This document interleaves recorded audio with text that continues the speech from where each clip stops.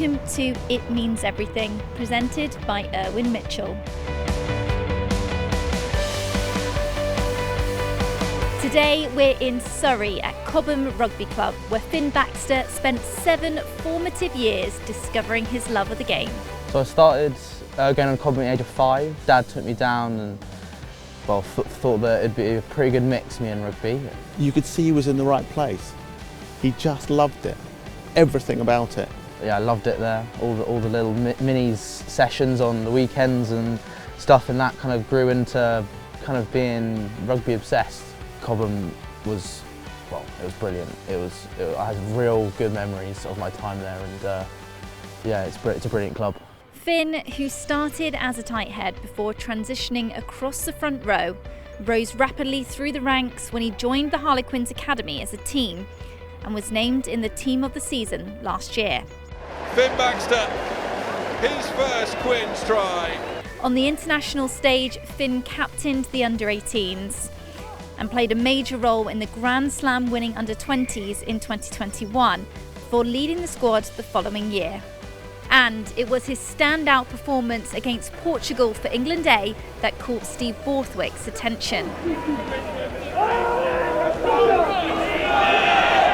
resulting in a call-up for the New Zealand tour last summer, where he got his first cap in the opening test against the All Blacks. Fin's debut in New Zealand, it was the most exhilarating day. I must admit, I was incredibly nervous. Debut against New Zealand, that's a tough ask. I went into the dressing room afterwards to see him giving his cap. I was asked to say something, couldn't, thought I might cry, but I was just so proud of him. He's my hero. So proud to have represented my country now, and to do it with you lads has been awesome. Today we return to the club that shaped Fin's journey, that nurtured his talent and fueled his love for the game. So Dad taking me down at 5, I'm not sure how quickly he got into it, but for as long as I can remember, coached me. He did his coaching levels and he wanted to be involved. He'd be the one driving me everywhere, and then standing on the pitch and having a debrief about how the games went. We both very quickly became just obsessed with it, and it is still most about what we talk about, which is always nice. We would get down here to Cobham a couple of hours early most Sundays. He'd be practicing his kicking, practicing his passing. I'd be setting out the cones, and he was always asking questions, and I don't think he's ever stopped. It's just who he is. We kind of learnt the game together and fell in love with the game together, and it's been a fantastic journey. What's it like now, sort of watching his career, watching him run out in that England shirt? How proud are you that you played a part in that? You feel so proud. You look at him, every time he touches the ball, you're shouting, "Go on, Fin!" Every time he goes into contact or makes a tackle, there is an element of pride. You think, yeah, I had a bit to part play in that. He did have a determination about him, and also very coachable. So when you asked him to do something, some of the boys would just ignore you, but Fin took it on board, and then would probably nail it each time. He was a joy to coach, to be honest. Always in line, never messed around. Obviously outstanding scrummager, but handling skills and just all-round ability and understanding of the game you could tell he had that. He loved the physicality, and as we got past the tag stage and he got into the physical side, he wasn't bigger than the others, but he was just strong, very strong, and he relished the contact. So he would never shy away from a tackle, never shy away from pulling 2 or 3 players with him. He was a strong lad, strong. Just incredible, sat in the stands with my dad, watching someone that I'd grown up playing with and really succeeding at that level as well, watching him take some of the biggest names in rugby down with him and barrelling over them. It's just massive pride. As you can see from the facilities here at Cobham, I mean, they do things properly here, and I have to say I think it's just brilliant because the kids here, take it seriously. They take what they're doing seriously, and the club take it seriously, and that's a fantastic environment to really develop. No matter what level you want to get to or what you want to do, it's just a fantastic development environment. We've got about just over 350 kids in our mini section, and really it's the ethos is about teach them respect, discipline. We try to teach them fair play. We're really big on that at Cobham, and we just want them to make lifelong friends, really get involved with the sport and understand the discipline that the sport brings to them, and the enjoyment and the fun and the friendships that they can make, and then hopefully along the way they become good at rugby as well.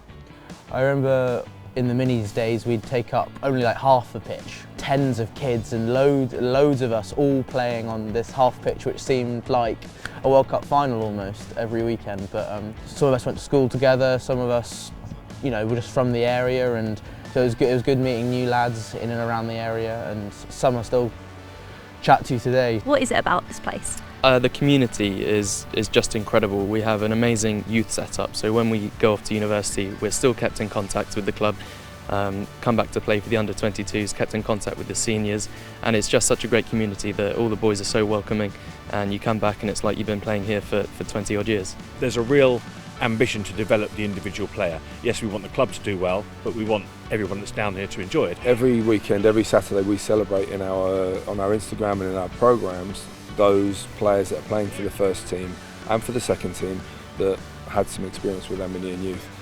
And we run, of 18 players, we run between, on average, 14 and 16 sometimes that have come through. A lot of our success is down to players that have played or could play at a higher level and have had that adventure, albeit over a few years, and have found their way back to us, and it's lovely.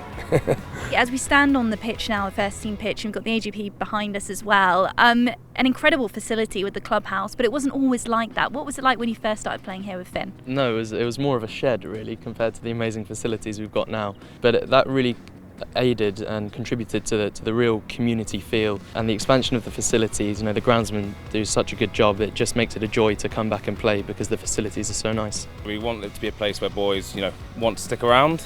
I think we, you know, great coaching setup. You know, we have physio services, health services, things like that, and just a good atmosphere around the club. We try and keep the boys want to stick around, and we try and incentivise the uni boys to come back as much as possible and keep them playing, and so we like to think we create a good atmosphere to get boys to stay. So 100 caps today here at Cobham. Yeah. I mean, congratulations. Yeah, thank you. I can't believe it's really got to 100. For me, I think it's coming down every Saturday with some of my best mates, guys that I've been playing with since I was 6 or met kind of when they started playing after uni and things, and it genuinely is coming down on a Saturday, seeing your best friends, you know, all mates with the coaches.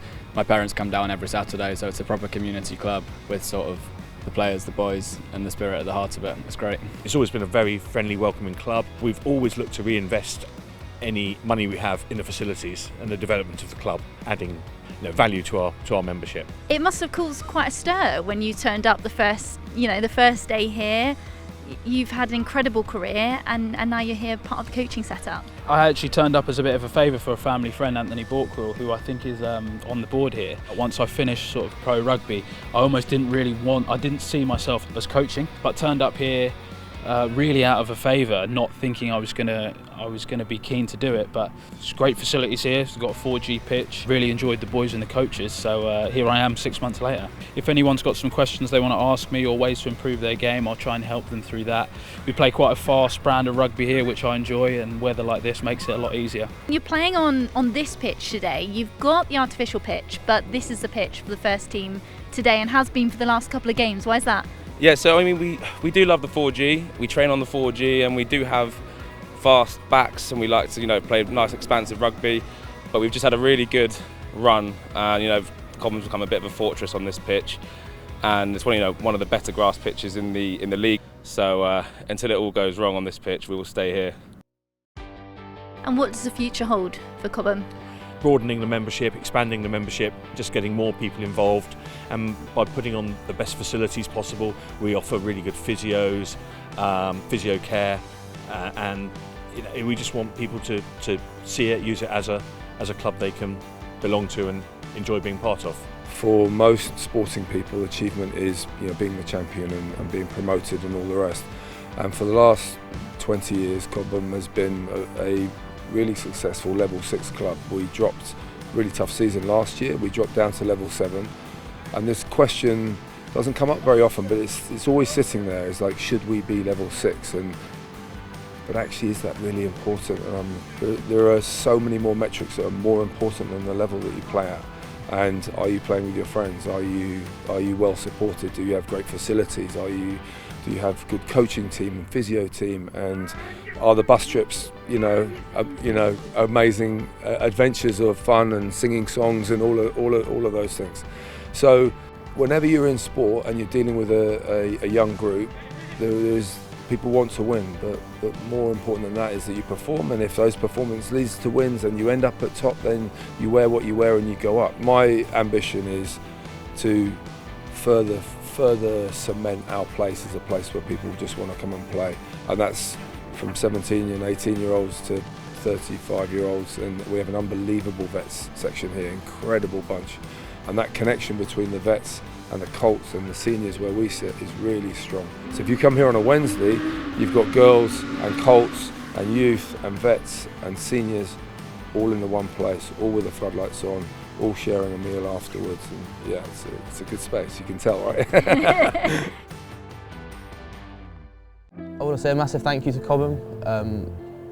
I had such a brilliant time there, and I think most of that was down to mums and dads giving up loads of their time, and it is so worth it, because me and all my mates looking back on our club rugby, it's amazing. So I'll say a massive thank you and good luck.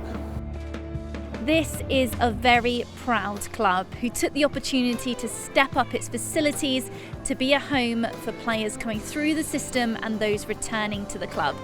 And with 14 players in the first team coming through the junior system and over 300 minis on the books, it's proof they've done that. This is It Means Everything, presented by Irwin Mitchell.